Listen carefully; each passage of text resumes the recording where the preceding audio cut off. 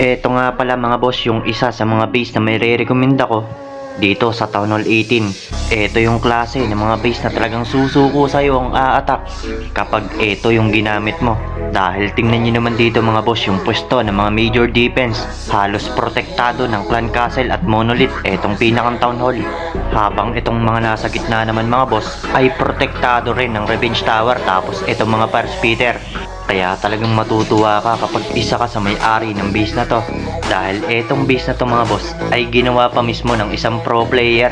Kaya kung pag-uusapan natin to mga boss kung paano ko nakuha etong mga base na to, ay binigay to sa akin ng isang top global. Tapos kung titingnan nyo dito, etong binisita natin. Etong si Sumo mga boss ay kilala bilang legendary dragon user dito sa Legend League. Kaya naman dito nyo makikita mga boss kung kakayanin ba ni Sumo etong ganitong klase ng base. Dahil speaking of legend player mga boss, ay eto yung klase ng mga player na nagbabatak para makapasok sila sa global.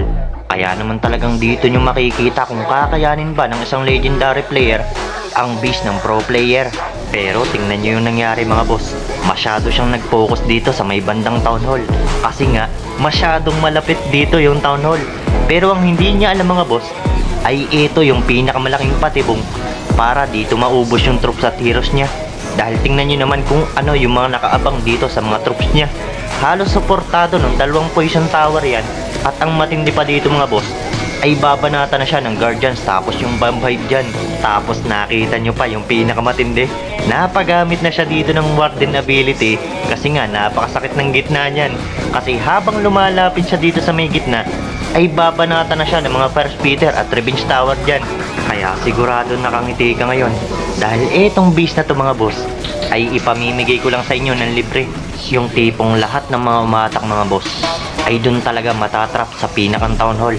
Ang kagandahan pa nito mga boss, kahit walang modifier yung base mo tulad nito sa Clan War League, ay talagang nahihirapan ang mga matataas na trophy sa ganitong klase ng base. Kaya naman laking pasasalamat ko sa nagbigay sa akin ng exclusive base na to galing sa mga pro player.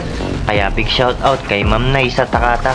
Dahil malaking tulong to para maipamigay natin sa mga followers natin at sa mga viewers natin na naghahanap ng mga proven and tested base layout. Kaya naman mag-shoutout na rin tayo mga boss ng mga viewers natin na gustong magpa-shoutout dito sa page natin.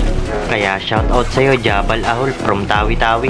At syempre shoutout din sa inyo J. Lawrence, Eric, Lakmudin at sayo din Roldan.